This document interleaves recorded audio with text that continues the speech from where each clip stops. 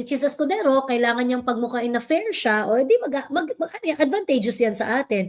Kasi pagka fair naman talaga ang laban, sigurado naman talagang panalo tayo eh.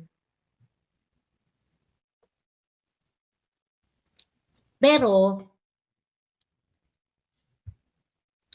syempre, pumasok tayo dito sa impeachment trial na to, alam natin na hindi magiging fair ang lahat. Hindi magiging fair ang laban. Okay. So saying that, kaya nga lagi kong sinasabi that we should take Chis Escudero with grain of salt. Okay? Kumbaga parang, ano ang tawag dito, kung pinagbibigyan mo kami, di okay. Kung naging fair ka, di okay, ganyan-ganyan.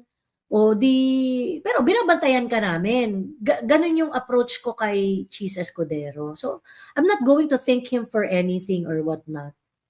Kasi, I'm pretty sure meron rin siyang tinatrabaho kaya siya ganyan. Ngayon, ito yung kwento. And I think yung kwento may pinaghuhugutan. Chis Escudero talaga daw is the person in charge to convince some of the minority senators to vote against Inday Sara. So what they wanted to do is really to get the conviction against Inday Sara.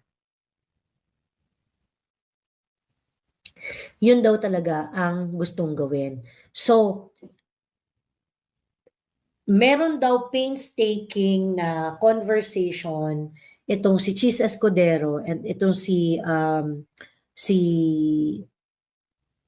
ilang mga senador, especially with Loren Legarda, na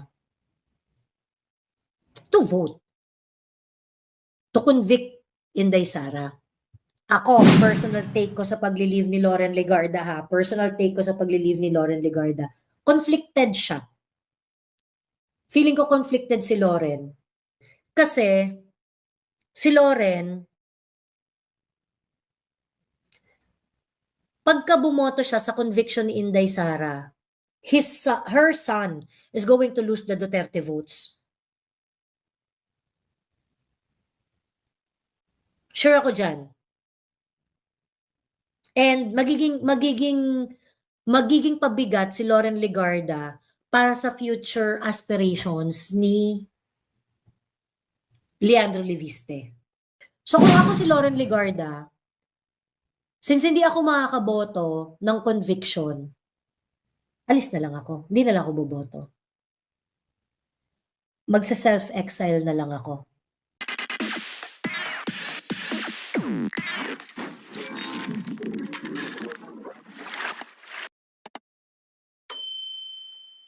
Ulanin natin ng tagyan si Chis about sa mga side comment ng Prosec. Yes! Correct! Correct! Pero alam nyo, ito yung kwento ha. Nakwento ko na to sa mga previous live ko pero hindi sa ganitong setup. Pero ikukwento ko na lang rin ulit. Before tayo pumunta diyan kay ligutan at sa sorry state ng legal profession ngayon. Okay? Ito kwento-kwento lang naman, okay? Pero aabangan namin yung mga kilos mo, Chis Escudero. Kasi 'di ba alam niyo naman, ako hindi ko naman talaga matrust si Chis Escudero eh. 'Di ba? Iyan naman sinabi ko sa inyo na parang, well, si Chis Escudero is the best person para mag-preside. Pero there's nothing really to celebrate about it. Kasi kumbaga parang, no one else can do it eh. It has to be Chis. Kasi siya yung capable, siya yung magaling naman talaga abogado yan si Chis. So kumbaga, yung demand ng isang presiding officer can only be performed by Chis Escudero. So that is why Chis Escudero is the best choice to be the presiding officer. And it is not necessarily kumbaga parang it is the best for the impeachment trial. Para na gawin siyang presiding officer. Otherwise, parang masyadong hindi magkakaroon, kumbaga because they intend the impeachment trial to run as long as possible, kapag kabobo-bobo yung presiding officer mo dyan, mabilis mawalan ng mabilis mawalan ng integrity yung impeachment trial. So, Chis Escudero would be able to bring that on the table. Simply because kaya niyang mag-rule, kaya niyang i-handle, kaya niyang mag-preside. Yun lang yun. Does that mean, na kakampi natin si Chis or magagamit natin si Chis? No, hindi. Hindi.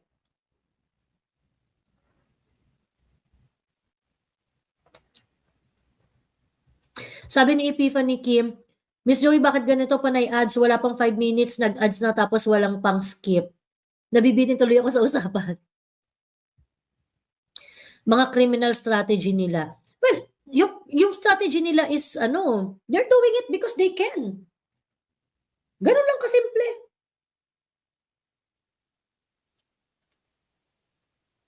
So ngayon, itong si Chis Escudero, okay, fine. Siya na yung presiding officer. Ang task ni Chis Escudero is to keep the attention of the people sa impeachment trial as long as possible. Kasi nga, kumbaga, parang kailangan niyang pagmukain na fair yung impeachment trial. Mahirap gawin yon. Pero well, since yan yung trabaho mo, kahit papaano, pabor yan sa defense. Kasi tayo sa depensa, the only way that we can win the impeachment trial is kapag ka-fair ang labanan. 'Di ba? So, si Chis Escudero, kailangan niyang pagmukain na fair siya, o di advantageous yan sa atin. Kasi pagka fair naman talaga ang laban, sigurado naman talagang panalo tayo eh. Pero, syempre, pumasok tayo dito sa impeachment trial na to, alam natin na hindi magiging fair ang lahat. Hindi magiging fair ang laban. Okay. So saying that, kaya nga lagi ko sinasabi that we should take Chis Escudero with grain of salt. Okay? Kumbaga parang, ang tawag dito, kung pinagbibigyan mo kami, di okay. Kung naging fair ka, di okay, ganyan-ganyan. Pero binabantayan ka namin. Ganun yung approach ko kay Chis Escudero. So, I'm not going to thank him for anything or whatnot. Kasi, I'm pretty sure meron rin siyang tinatrabaho kaya siya ganyan. Ngayon, eto yung kwento. And I think yung kwento may pinaghuhugutan. Chis Escudero talaga daw is the person in charge to convince some of the minority senators to vote against Inday Sara. So what they wanted to do is really to get the conviction against Inday Sara. Yun daw talaga ang gustong gawin. So, meron daw painstaking na conversation itong si Chis Escudero and itong sa ilang mga senador, especially with Loren Legarda, na to vote, to convict Inday Sara. Ganon.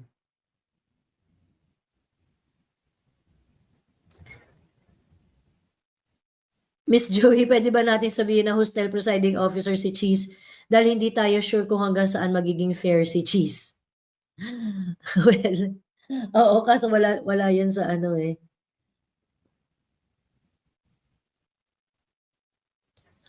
Mga karancho, ilaglag nyo na yan si Chis. That's why Loren Legarda will be on leave. Ako, personal take ko sa pagli-leave ni Loren Legarda ha. Personal take ko sa pagli-leave ni Loren Legarda. Conflicted siya. Feeling ko conflicted si Loren.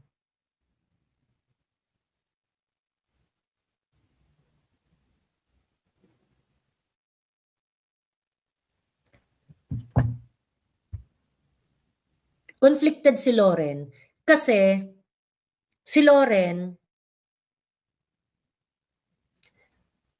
pagka bumoto siya sa conviction ni Inday Sara, her son is going to lose the Duterte votes. Sure ako dyan. And magiging pabigat si Loren Legarda para sa future aspirations ni Leandro Leviste. Sayang si Leandro Leviste. Si Leandro Leviste is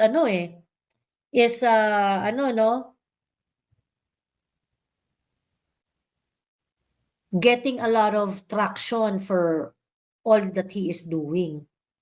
Hindi nakakalimutan ng taong bayan yan. Ganon. Sabihin na natin na, hindi naman yun baka pwede pang mabawi yun ni Leandro, pero it's going to be a very, very, very difficult baggage on the part of Leandro Leviste in the future pag bumoto si Loren Legarda na. So kung ako si Loren Legarda, since hindi ako makakaboto ng conviction, alis na lang ako. Hindi na lang ako boboto. Magsa-self-exile na lang ako. Alis na lang ako Senado. So,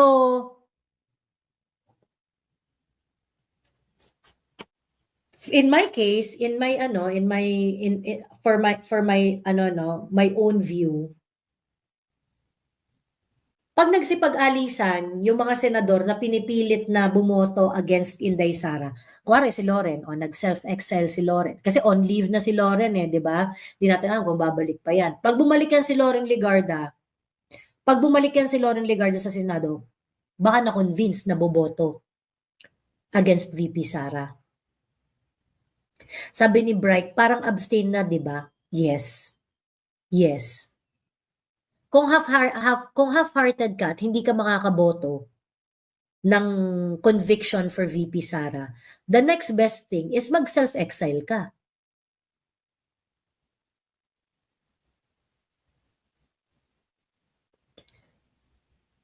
Sen Alan, why was he away? Looks like kausap siya ni Loren ng matagal. Sabi ni Radiant, hanggang kailan itong sitwasyon natin? People have no institution to run to for justice. 2028 is just around the corner and there is a great possibility of the Noel. Yeah, we are in total disarray. Radiant. I'm not going to sugarcoat anything. Hindi din visible si APC this past few days.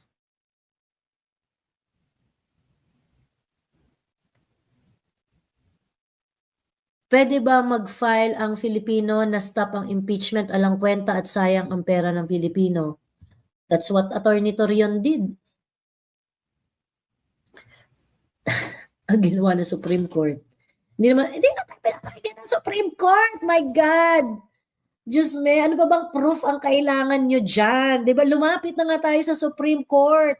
304,000 signatures to ask the Supreme Court to decide on the habeas corpus cases of PRRD. May nangyari ba?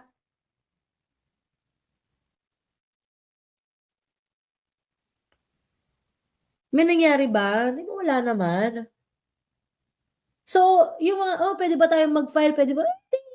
Actually, you can try and try, di ba? Pero ako, nag-try na ako. Walang nangyari.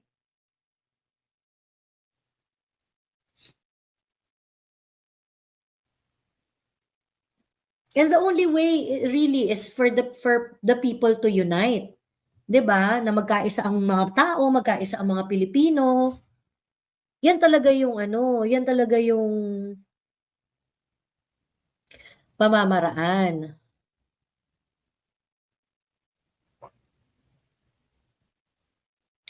Kaso hindi naman magawa ng mga Pilipino. Tayo nga sa Duterte side 'Di ba? Hindi nga tayo makapagkaisa Priority pa ng ibang mga Duterte supporter na sirain yung kapwa Duterte supporter nila 'Di ba? O paano tayo mananalo dito sa laban na to? I wonder what kind of future we are leaving for our children under government where leaders are more concerned about protecting their political careers than standing firmly for what is right.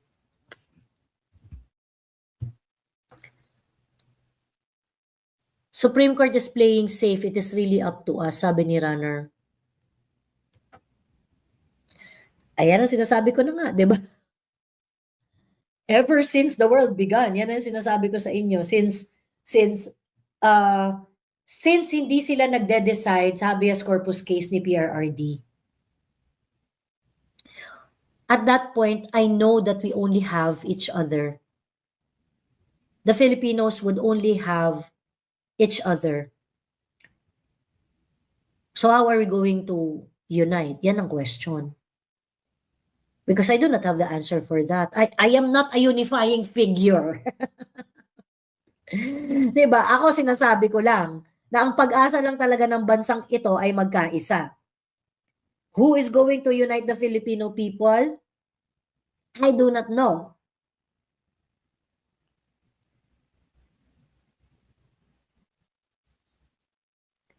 Kinalimutan na ng INC si Marcoleta. Well, yun nga, I hope INC is not forgetting Marcoleta.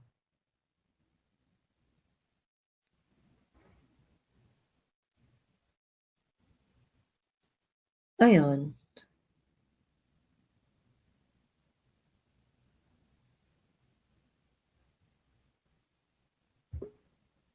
The question is up to when are we gonna tolerate this BS?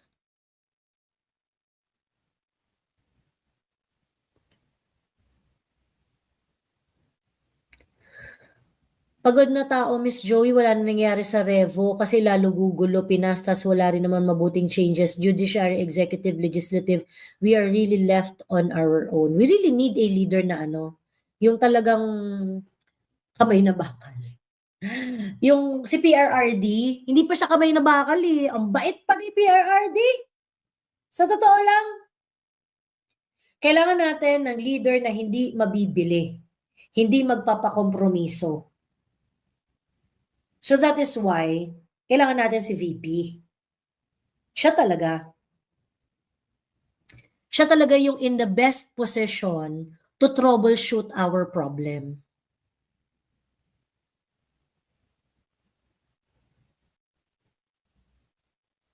Ayun. So, yun ang kwento dyan. Ang kwento is, mukhang maraming mga senador ang mawawala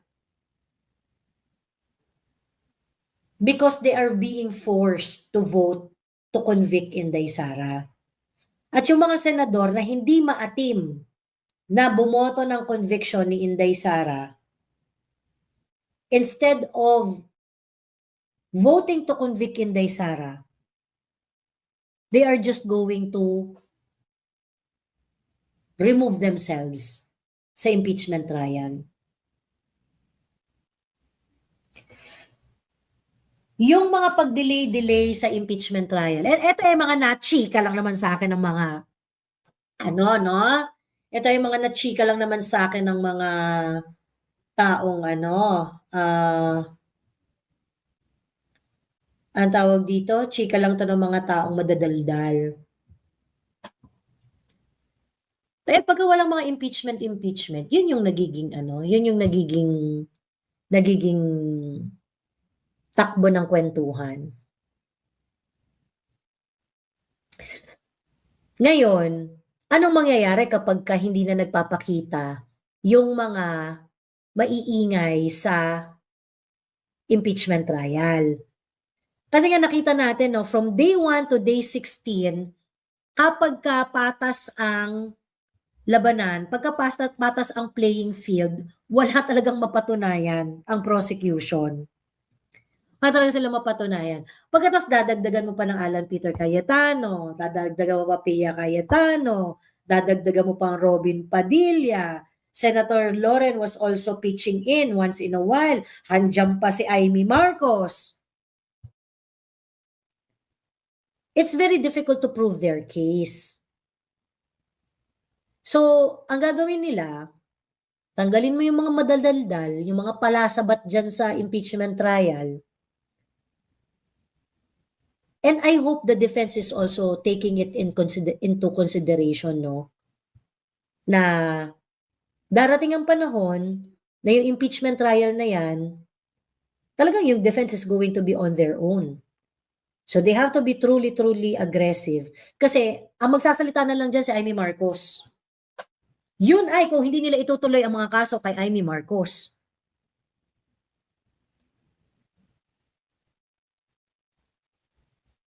Oo, pero si Amy Marcos na lang ang magiging pushback dyan sa impeachment trial na yan.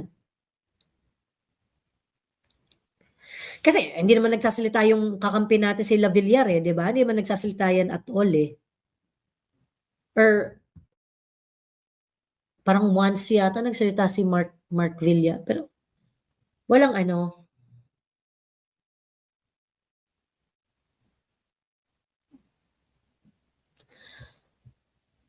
Parang nag-aabang mga tao sa desisyon dyan sa trial. Kapag kinonvict nila si VP, mukhang lalabas ang mga tao. Sabi ni Marge Simpson.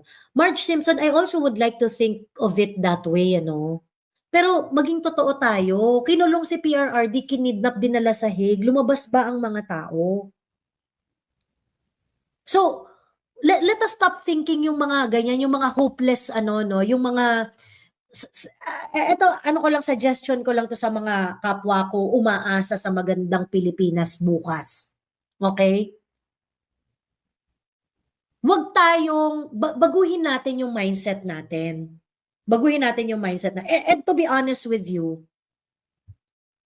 for quite some time gano'n din yung feeling ko, eh, 'pag ganito yung nangyari maglalabasan na ang mga tao. 'Pag ganito ang ginawa nila kay ano, maglalabasan na ang mga tao. 'Pag kinulong nila sa ganito, maglalabasan ang mga tao. Always think of what happened March 11, 2025.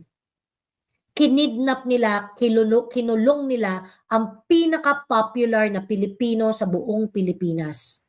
Ang pinakamahal na leader ng mga Pilipino sa buong Pilipinas. Lumabas ba ang mga tao? Yes, lumabas. Lumabas ang mga tao. But it wasn't enough.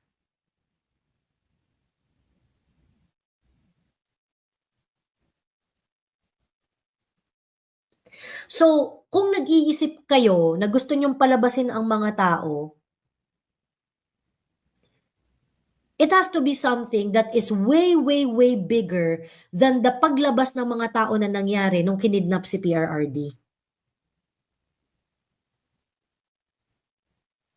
So, wag niyong iwan yung pag-asa doon sa, ay, pagka kinonvict si Inday Sara, maglalabasan ng mga tao, ganyan-ganyan. We have to change our mindset. Ano ang gagawin nyo? Isipin ninyo, wag kayong umasa dun sa, ay, maglalabasan ng mga tao pagka ano, ganyan-ganyan. No! Tanungin niyo yung sarili ninyo. Ano ang gagawin ninyo? Kapag kinonvict si Inday Sara, ano ang gagawin ninyo? They are already preparing for it. Yung tanong ni Oshat, actually very important yan eh. Bakit hindi nag-rule si Chis Escudero doon sa mga abogado na nagko-comment sa merits ng impeachment trial? Pagkatapos, imbis na alipulahin ni Chis Escudero yan, anong ginawa ng mga congressman, anong ginawa ng mga abogado ng prosecution? Nag-double down pa sila sa pagdidiscuss sa merito ng kaso ng impeachment trial.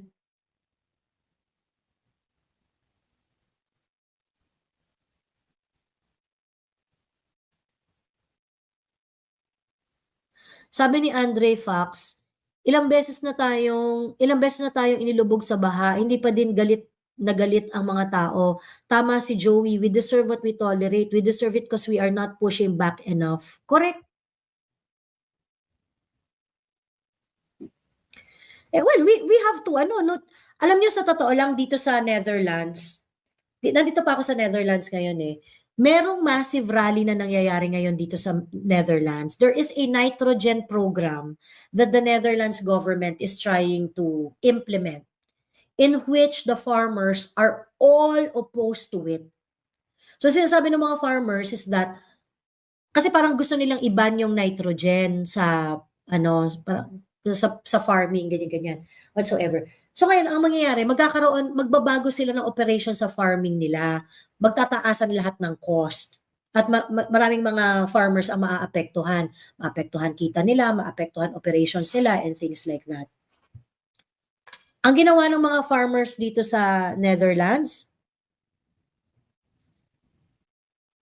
yung mga traktora nila, inilabas nila sa kalsada lahat.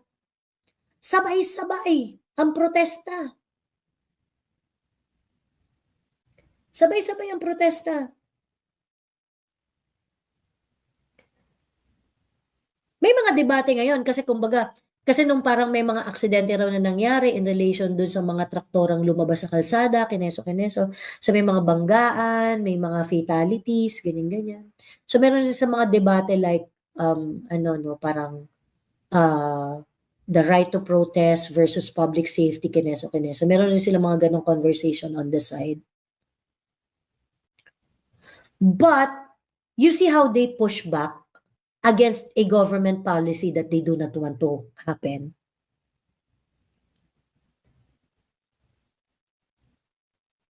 Kasi tayo parang mga properties na natin yung mga sira-sira, naubos, na inundate. Tayo na yung ninakawan, tayo na yung nilapastangan, tayo na yung ginahasa, tas tayo pa yung sorry. Sobrang annoying, ano? Sabi ni Strictly, kailangan nating harapin yung katotohanan na hindi pwedeng yung outrage natin ay hindi mag-translate in mass movement and protest sa street dahil lahat ng legal avenues na deprived na sa atin. Correct.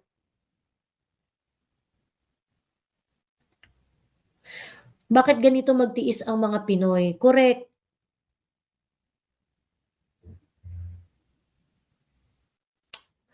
Alam mo, ginugutom ang mga tao para hindi sumama sa rally. Yun nga kaya nga kailangan dapat mag-isi-strategize natin yan There must be a rally kung saan dapat lahat ng mga resources magsama-sama.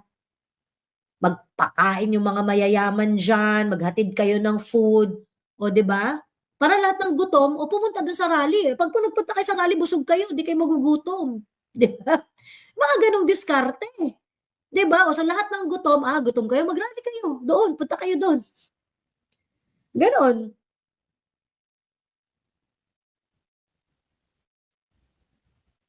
Maybe what the citizens can do is flood the streets with our vehicles and park them in the highway, clog the main roads until Marcos goes down, sabi ni Radian. Oh, good idea.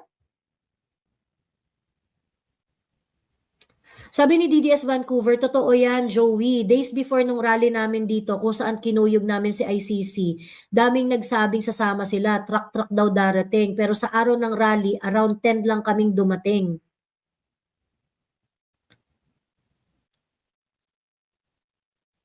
Diba? So, yung yung I sympathize dun sa ibang mga namamag-asang kapwa ko Pilipino. Pag nangyari ito na ang hudyat, ganyan-ganyan. Wag na po kayong maghintay ng hudyat. Ang tanungin nyo po, ano ang gagawin ninyo? Yung trigger na sinasabi ninyo, pag nangyari yan, ano ang gagawin ninyo? Sa totoo lang, para akong silang plaka dito Paulit-ulit ako. Kasi tagal ko na sinasabi to Tagal ko na sinasabi to. Ito na ang hudyat kapag nangyari ito ang hudyat, maglalabasan ang mga tao, eneme. Pag lumabas ang INC, lalabas ang mga tao, ganyan-ganyan, etc., ganyan. And we are always relying on the actions of others na sana ma-offend na sila para lumabas na sila. So you are hoping someone else will do it.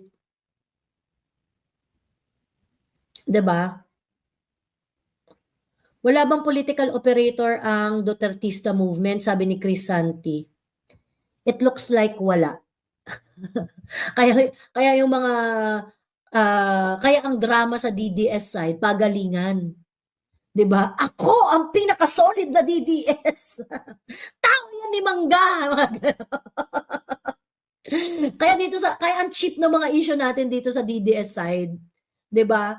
Ako ang pinaka-solid na Duterte supporter. Yung mga tao yan ni Mangga. Ganon. Ina. Diba? Pagkatatanga. Ayun. 'Di ba? Tapos yung mga turo ng turo, alam mo yun, yung mga kasama natin dito sa side na 'to, "Ay hindi yan, mga yan, ay hindi yan totoo, hindi yan, fake yan, fake yan, fake yan, kineso-kineso." But you ask them, ano yung mga risk na tinake ninyo sa mga buhay-buhay ninyo, mga putang ina ninyo, para maipaglaban yung cause? Wala naman.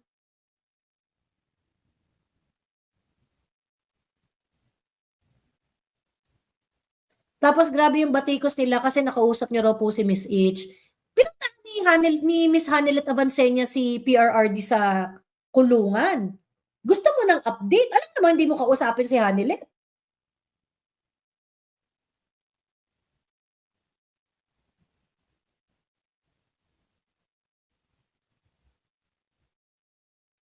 Because the cause is not really about Miss Hanelet Avancenia, me, the vloggers, or whoever. Hindi naman tayo ang bida dito. Ang bida dito yung cause.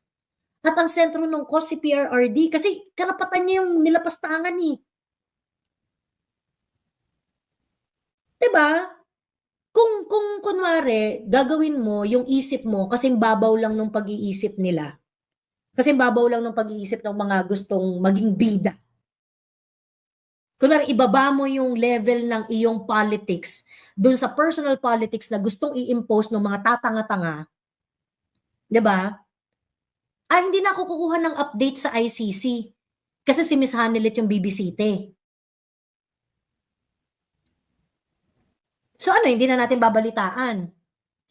Hindi na tayo makikibalita kung kumusta na si PRRD kasi si Miss Hanelet ang visitor. Is that what you want to happen? So you want PRRD to be forgotten? Di ko pa din gets ba't galit na galit sila na nagpapapicture at in-interview nyo si Ma'am Hanelet. Oo nga, di ko rin gets. Di ko rin gets.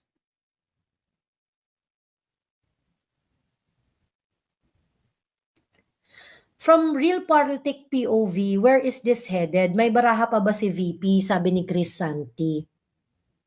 Ang baraha ni VP is taong bayan. And the middle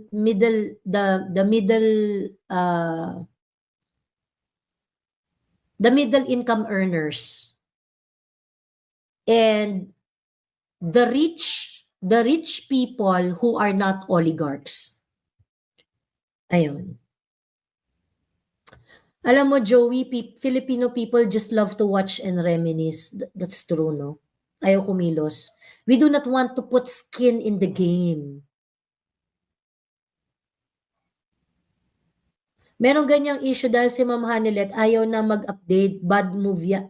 Ayaw na ng update, bad moves yan, Miss Joey. Hindi, to be fair naman, nung unang mga punta ni Miss Hanelet nung simula nung nakakadalaw na ulit si Miss Hanelet Avancenia sa ICC, parang ayaw niya talaga ring mag-comment. I do not know, feeling ko nag-iingat siya kasi di ba nga na-reprimand siya noon, na-ban siya sa ICC, hindi siya nakadalaw.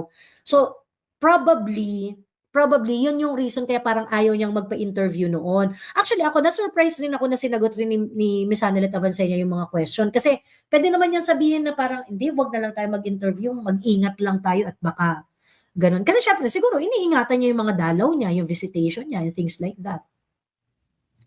Kaya plastic pa daw kayo, alangan naman is nabin niyo si Hanelet, sabi ni Christine Madrigal.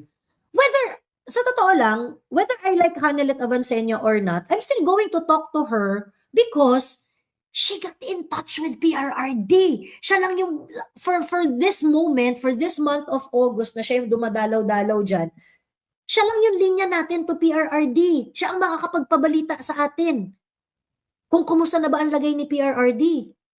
So, are you telling me and Alvin na we should stop talking to Hanelet Avancenia? At wag na tayo makibalita just because of your preferences? 'Di ba? O pag wala nang balita kay PRRD, ano yung at risk doon?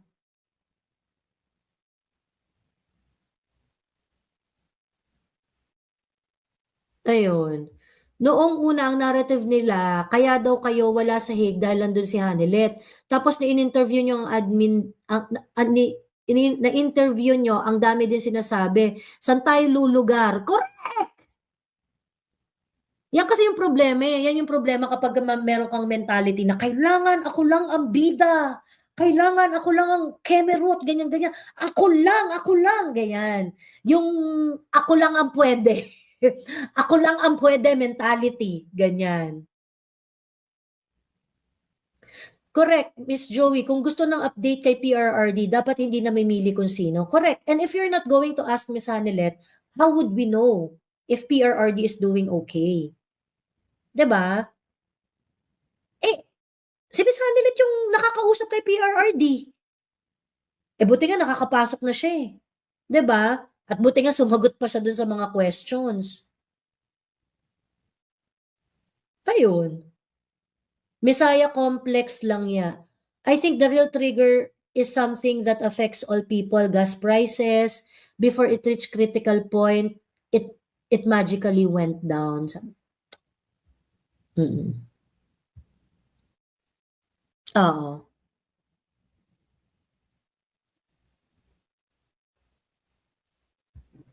Walang issue sa mga di ninyo gusto na personalidad. Example, Miss Hanilet, as long as aligned siya or sila sa mga visions at mission ng mga Duterte, sabi ni ASN. Correct! It's mature politics. 'Di ba? Mas pag-isipan ninyo yung mga aligned sa mga bangag dahil sila yung issue sa bansa. Correct, correct. Kailangan siya ang magaling at natatangi. Crab mentality masyado. Nakapagpahirap.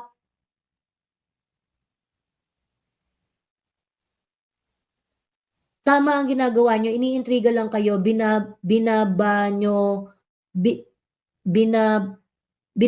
nga ego or pride nyo for the sake of PRRD and DDS. And for me, that's the most important thing. That's the most important thing. Kaya nga sabi namin nung nag-tour kami sa Europe, for Thai kami naman, yun talaga yung message. 'Di ba?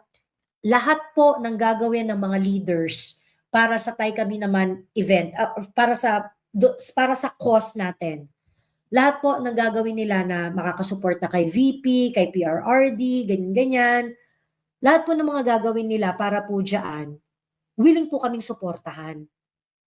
Ganon. Kasi it's we always have to find a way on how to unite. Ganon. Deadmahin na kasi si Baklang Teo, very thinking Pinoy ang galawan niya. Oo nga, akala ko tapos na sila sa mga issue, may nakita lang na kakaiba pero di suspicious transaction. Bigla sila naglabasan, nag-comment na bakit daw kinakausap si Miss H. Ayun. Just remember, it took 20 years before 1986 EDSA. People power, trust the process. 20 years, we cannot wait 20 years, Brogetsky. We have to think of a way on how we're going to bring our country back. Well, we have to change we have to change the leadership by 2028 through election. Kaya dapat i-ensure natin na meron talagang mangyayaring eleksyon. Sabi ni John Reiter, ang magpapabagsak ng tuluyan sa admin ni Bongbong ay ang pagbagsak ng ekonomiya ng Pilipinas. Nakakalungkot lang. Masama mang i-wish,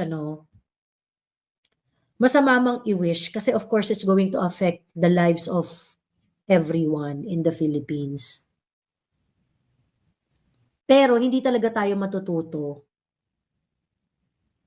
Hindi talaga tayo matututo hanggat wala tayong binabayad na dugo.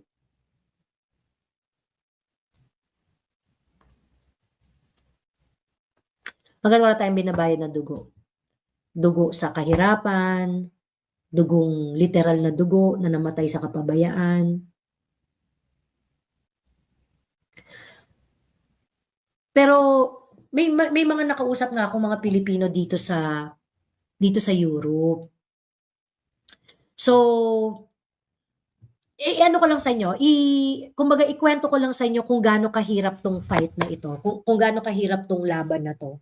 if you're not going to talk to people, if you're just going to allow people na mag-perpetuate ng mga narrative na mga hindi totoo, lalamunin talaga tayo.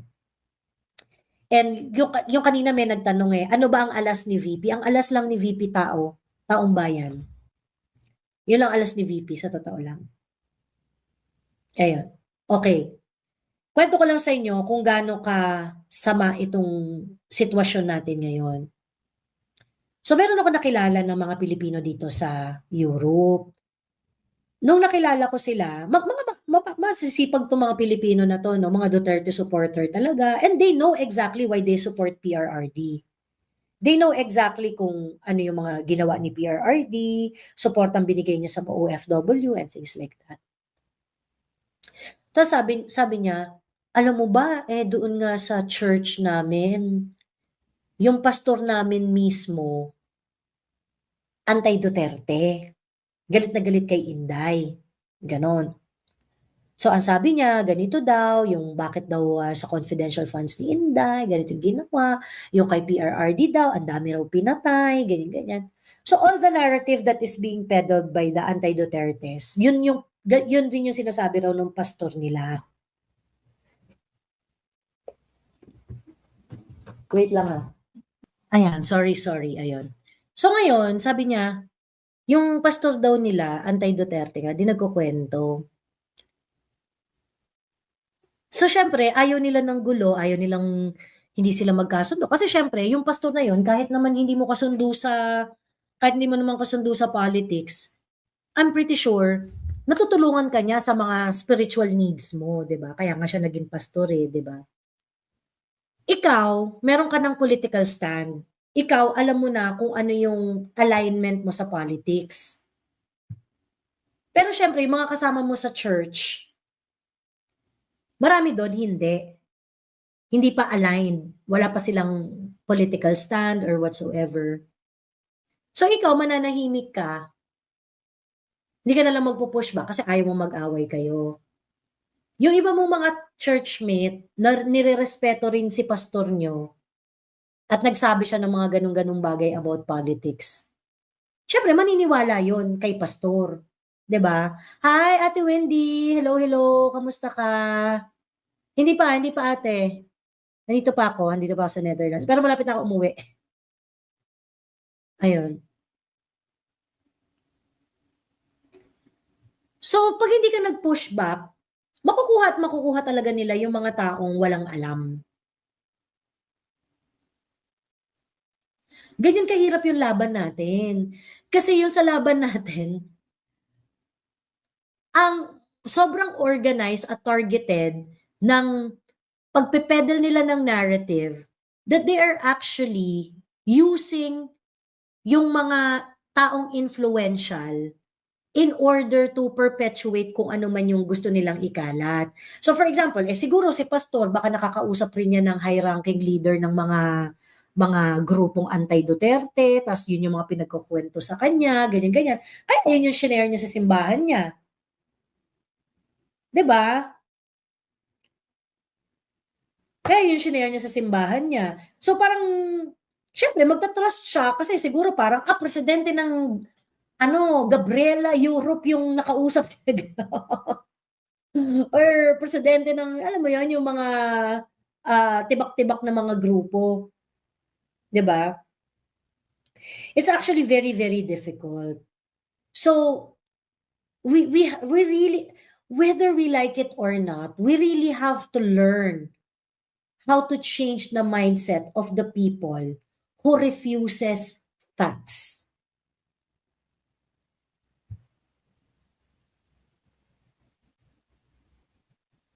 Ayun.